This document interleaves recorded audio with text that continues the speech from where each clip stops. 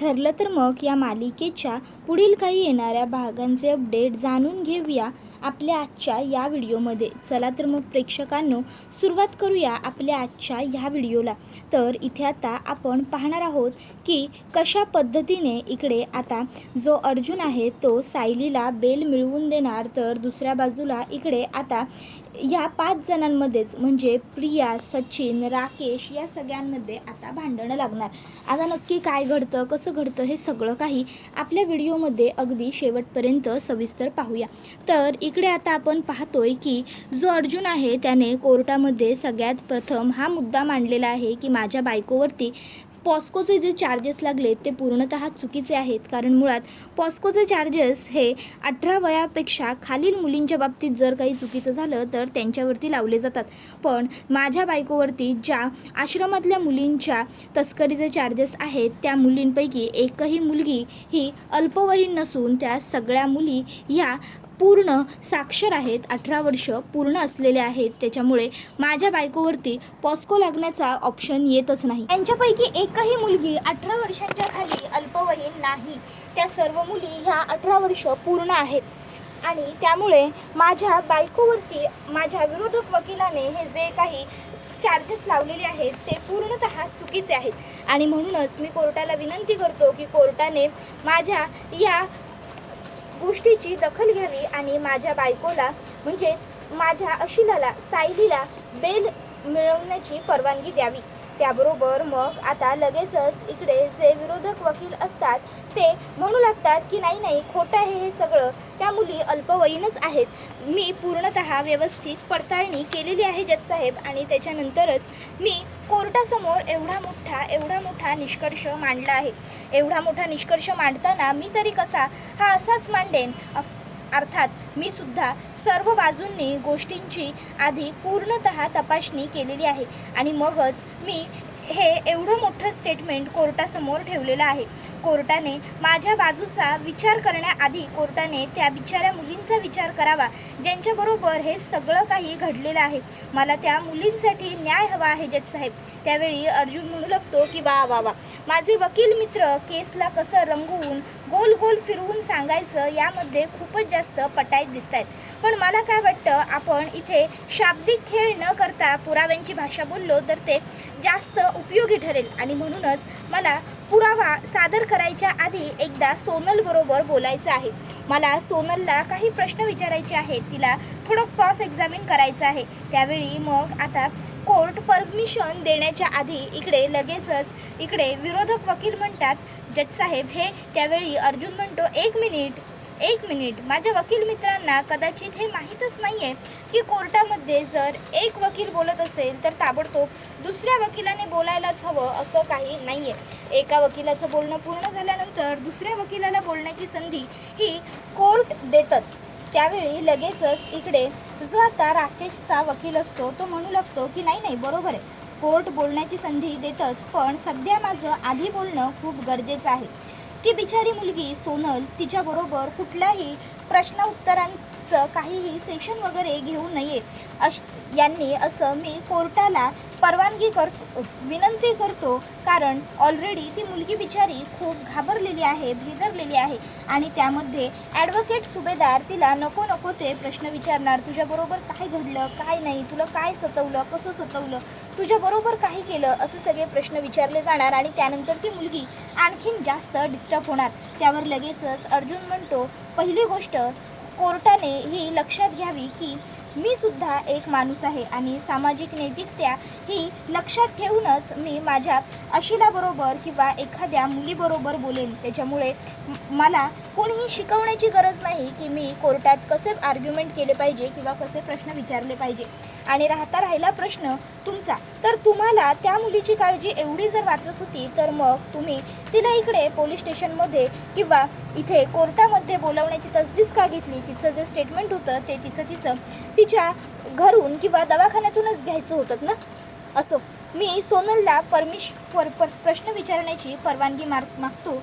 Please मला कोर्टाने permission द्यावी. त्याबरोबर मग सोनलला प्रश्न विचारण्याची अर्जुनला परवानगी मिळते, पण काही लिमिट्समध्येच अर्जुनने तिच्याबरोबर बोलायचं असंही कोर्टाने अर्जुनला बजावलेलं असतं. त्याच्यानंतर मग आता सोनलला कटघऱ्यात बोलवलं जातं. सगळ्यात आधी तर सोनल खूप घाबरलेली असते. अर्जुन तिला रिलॅक्स व्हायला सांगतो. त्याच्यानंतर मग तो सोनलला म्हणतो की हे बघ, मी जे विचारेन त्या प्रश्नांचं अगदी खरं उत्तर दे, अगदी खरं. इथे तुला कोणीही काही बोलणार नाही आहे. आणि मग त्यानंतर तो तिला विचारतो की मला सांग, तुला तुझं वय सध्या किती आहे ते माहिती आहे का? त्यावर ती म्हणते, मला माझं निश्चित खरं वय तर माहीत नाही आहे, पण मी 3 वर्षांची असताना हरवले होते आणि तेव्हा मी त्या मंदिरातल्या गुरुजींना सापडले होते. तेव्हापासून आत्तापर्यंत त्यांनीच मला सांभाळलं होतं. तेव्हा त्यांनी मला सांगितलं होतं की माझं वय 17 वर्ष आहे. त्याबरोबर मग आता अर्जुन म्हणतो 17, हे तुला त्यांनी कधी सांगितलं होतं? त्याबरोबर ती म्हणते, माझ्या गेल्या वाढदिवसाला, माझा वाढदिवस होता त्या दिवशी. त्यावर अर्जुन म्हणतो बरं, मग ह्या वर्षी मला सांग तुझा वाढदिवस कधी असतो? मग ती मार्च महिन्यात सांगते. त्यावर अर्जुन म्हणतो मार्च महिन्यात. Very good. मग अर्जुन म्हणतो याचाच अर्थ जजसाहेब मार्च महिन्यात 2026 साली तिचा 18वा वाढदिवससुद्धा आता पूर्ण झालेला आहे आणि आता तिला 18 वर्ष पूर्ण असून साक्षर सोनल आहे, बरोबर ना? त्यावेळी मग मात्र आता लगेचच इकडे अर्जुनने सोनल साक्षर असण्याचं हे जे काही जबरदस्त स्टेटमेंट सोनलकडूनच घेतलेलं असतं ते आता ऐकल्याच्या नंतर मग सगळेच जण गप्पच बसलेले असतात. अर्जुन म्हणत असतो की काय झालं, आता तुम्हाला काही बोलायचं नाही आहे का? नाही, आत्ता बोला ना, आत्ता काही आर्ग्युमेंट असतील तर करा. त्याबरोबर मग आता लगेचच इकडे जे वकील साहेब असतात विरोधी पक्षाचे, ते म्हणू लागतात की त्या लहान मुलीच्या बोलण्यावरती आपण कसा काय विश्वास ठेवायचा? कोर्टात एखाद्या व्यक्तीच्या बोलण्यावरून फक्त आपण विश्वास नाही ना करू शकत, पुराव्याची जोड असावी लागते. त्यावर अर्जुन कोर्टाला विनंती करतो की जी विक्टीम आहे तिनेच जर सांगितले की ते 18 वर्ष पूर्ण आहे, मग कसला प्रश्न उद्भवतो? मी कोर्टाला फक्त हीच विनंती करेन की कोर्टाने सायलीला बेल द्यावी. आम्ही या सगळ्या केसच्या खोलापर्यंत जाऊच. या सगळ्यामध्ये गुन्हेगार कोण आहे, दोषी कोण आहे हे आम्ही शोधूच, पण ती प्रेग्नंट असल्यामुळे तिला तुरुंगात ठेवू नये. त्यानंतर मग आता सायलीला बेल दिली जाते, पण सायलीला कुठेही म्हणजे शहर सोडून जाण्याची परवानगी नसते. त्याच्यानंतर मग आता जेव्हा ही गोष्ट प्रियापर्यंत पोहोचते तेव्हा प्रियाचा खूप जास्त संताप झालेला असतो. ती विचार करते की अरे यार, मी एवढे प्रयत्न केले ह्या सायलीला अडकवण्यासाठी, पण तरीही प्रत्येक वेळी ही नेमकी कशी काय सुटते? एवढं हिचं नशीब प्रत्येक वेळी हिला साथ का देतं आणि माझं नशीब नेहमी माझ्या विरोधात का जातं? हा आता तिला पडलेला एक खूप गहन प्रश्न असतो. त्याच्यानंतर सायली ही तिला आता बेल मिळाल्यामुळे तिचं सामान वगैरे घ्यायला जेलमध्ये आलेली असते. त्यावेळी तिकडे आता प्रिया असतेच. मग सायली प्रियाला म्हणते, काय कसं वाटलं? म्हटलं होतं ना मी तुला, मला बेल मिळणार, माझ्या पाठीशी माझं अख्खं कुटुंब उभं आहे म्हणून, आणि तू इथे एकटी आहेस. तुला काय वाटलं होतं मी इथेच आयुष्यभर राहीन तुझ्याबरोबर, तुझ्यासारखी? प्रिया, तुझी आणि माझी कधी तुलना होऊच शकत नाही. माझ्यासाठी माझ्यावर प्रेम करणारी माझी सगळी माणसं अगदी म्हणजे सायासारखी उभी राहतात, आणि तू मुळात तुझ्याकडे तुझी अशी कोणीही माणसंच नाही आहेत, त्यामुळे तुझ्यासाठी कोणी उभं राहण्याचा प्रश्न येतच नाही. तुला माझ्या बाळाची खूप काळजी वाटत होती ना, की माझं बाळ तुरुंगात जन्माला येईल, कसं येईल, काय होईल, सुभेदारांचा वारस तुरुंगात वाढणार वगैरे वगैरे वगैरे. पण आता मी तुला ठामपणे सांगते, माझ्या बाळाची काळजी करू नकोस. त्याच्या बाबांनी त्याचा जन्म तुरुंगाबाहेरच व्हायला हवा याची तडजोड करून ठेवलेली आहे, कारण त्यांना माहिती आहे ना, त्यांच्या बाळाची होणारी आई ही गुन्हेगार नाही आहे, दोषी नाही आहे. पण तुझं काय गं? त्याच्यानंतरनं मग सायली आता इथे अशीच सडत राहा असं म्हणत प्रियाला खुन्नस देऊन तिकडनं निघते. त्याच्यानंतर मग आता सायली ही पुढे तिकडनं तिचं सामान घेऊन जात असताना तिथे बसलेली पोलिसांजवळची सोनल सायलीला दिसते. सोनल ही रडत असते. सायली सोनलकडे येते. सायलीला बघून सोनलसुद्धा भावूक होते. सोनल येऊन सायलीला मिठी मारते आणि आता ती सायलीजवळ ढसाढसा रडते. तिच्या बाबतीत खरोखर जे काही वाईट घडलेलं असतं त्यामुळे ती खूप जास्त हलून गेलेली असते. त्यावेळी आता पोलीस वगैरे सुद्धा बघतच राहतात. ज्या सायलीवरती त्या सोनलच्या तस्करीचे आरोप आहेत त्याच सायलीला भेटून सोनल एवढी ढसाढसा कशी रडू शकते. मग आता सायली सोनलला म्हणते, सोनल रडू नको बाळा, शांत हो, रडू नकोस. तर अर्जुनसुद्धा सोनलला रडू नको सोनल असं सांगतो. त्याच्यानंतर मग अर्जुन सोनलला म्हणतो, सोनल तुला मगाशी काय झालं होतं? तू पोलिसांना खोटं का सांगितलंस की सायली ताईला तू त्या लोकांबरोबर बोलताना पाहिलं होतंस वगैरे.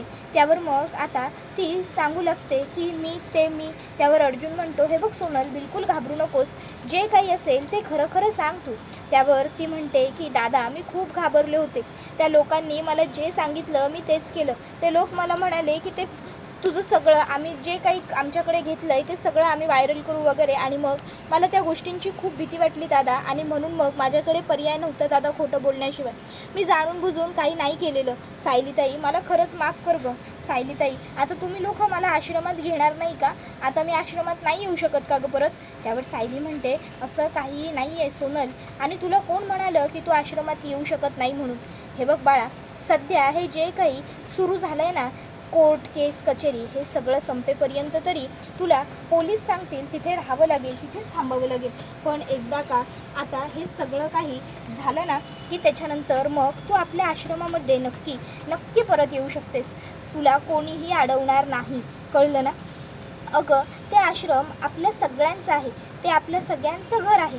मग आपल्या घरी येण्यापासून आपल्याला कोणी अडवू शकतं का? त्यावर हे ऐकून सोनलला खूप बरं वाटतं.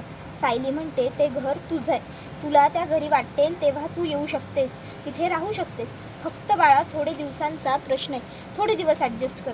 त्याच्यानंतर आता दुसऱ्या बाजूला इकडे प्रिया ही श्वेतावरती, राकेशवरती, महिपतवरती, नागराजवरती सगळ्यांवरतीच खूप भडकलेली असते. ती म्हणत असते की तुम्हाला एक कामसुद्धा धड जमलेलं नाही आहे. त्या अर्जुनला तुम्ही जर बरोबर मॅनेज केलं असतं, बाहेरच्या बाहेर त्याला कुठेतरी अडकवलं असतं, गुंतवलं असतं ना, तर तो कोर्टात वेळेवर पोहोचूच शकला नसता. जर तो कोर्टामध्ये पोहोचलाच नसता तर आज सायलीला बेल मिळण्याचा प्रश्न आलाच नसता. पण नेहमीप्रमाणे तुमचे गुंड, तुम्ही सगळे काही वायफळ निघालात. नेहमीप्रमाणे तुम्ही कोणीही काहीही बिघडवू शकलेला नाही आहात अर्जुनचं. अर्जुन मोठ्या बिमाखात सायलीला माझ्या समोरून सोडवून घरी घेऊन गेलेला आहे. आणि पुन्हा एकदा माझ्या बाबतीत काय झालेलं आहे? माझ्या बाबतीत झालेली आहे हार. मी काय केलेलं आहे? मी काहीच करू शकलेली नाही आहे. मी मात्र इथे अशीच त्या सायलीकडे बघत उभी राहिली आहे. का? कारण माझे साथीदारच कमी पडलेत ना. मग मी काय करणार? तुम्ही एकही काम धड करत नाही. त्यावेळी मग इकडे श्वेताला ती म्हणते, आणि श्वेता तुला मी लक्ष ठेवायला सांगितलं होतं, तू काय लक्ष ठेवलंस असं? त्यावर श्वेता भडकते आणि म्हणते, ए प्रिया, गप्प बसा, उगाचच्या उगाच मला काहीही दोष देऊ नकोस.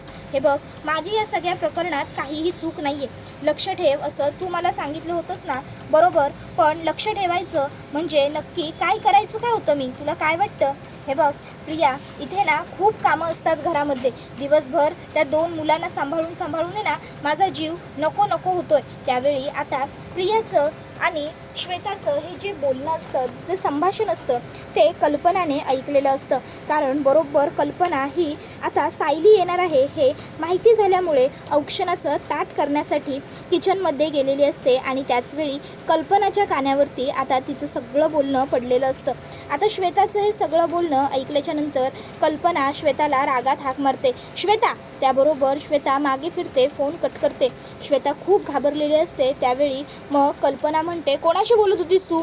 त्यावेळी मग मात्र श्वेता नाही मी ते कोणी नव्हतं असं खोटं उत्तर देते. त्यावर कल्पना म्हणते, खोटं बोलू नकोस, तुला फोनवर बोलताना मी स्वतः बघितलंय आणि ऐकलंसुद्धा आहे. तू कोणाशी बोलत होतीस ते बऱ्या बोलाने मला लवकरात लवकर सांग. प्रियाबरोबर बोलत होतीस ना? हां, याचा अर्थ त्या प्रियाबरोबर तुझी मिलीभगत आहे, हो ना? आहे ना त्या प्रियाबरोबर तुझी मिलीभगत?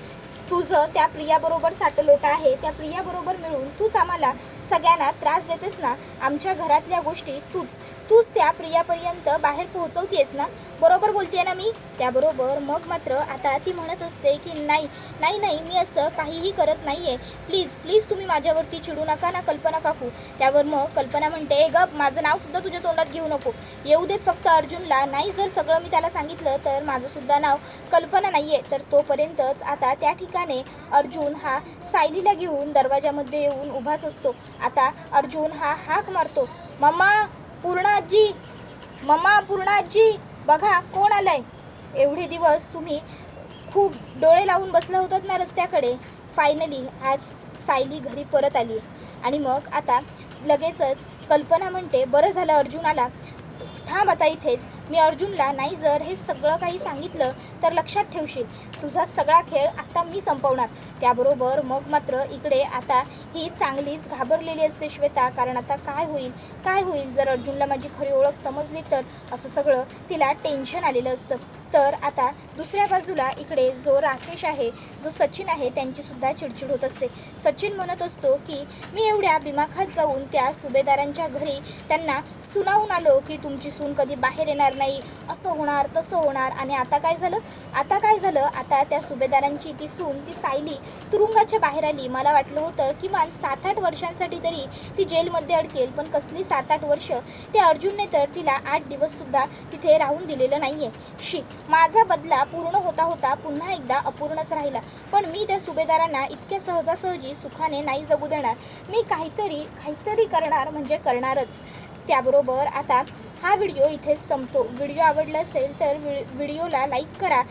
तुम्हाला ही मालिका कशी वाटते हे आम्हाला कमेंटमध्ये सांगाच. त्याचबरोबर पुढे मालिकांचे असेच अपडेट जाणून घेण्यासाठी आजच आपल्या चॅनलला सबस्क्राईब करा आणि बेल आयकॉन आठवणीने प्रेस करा. चला तर मग आजच्या पुरतं इथेच थांबूया. पुढचा व्हिडिओ येईपर्यंत टाटा, बाय बाय, धन्यवाद, take care all of you.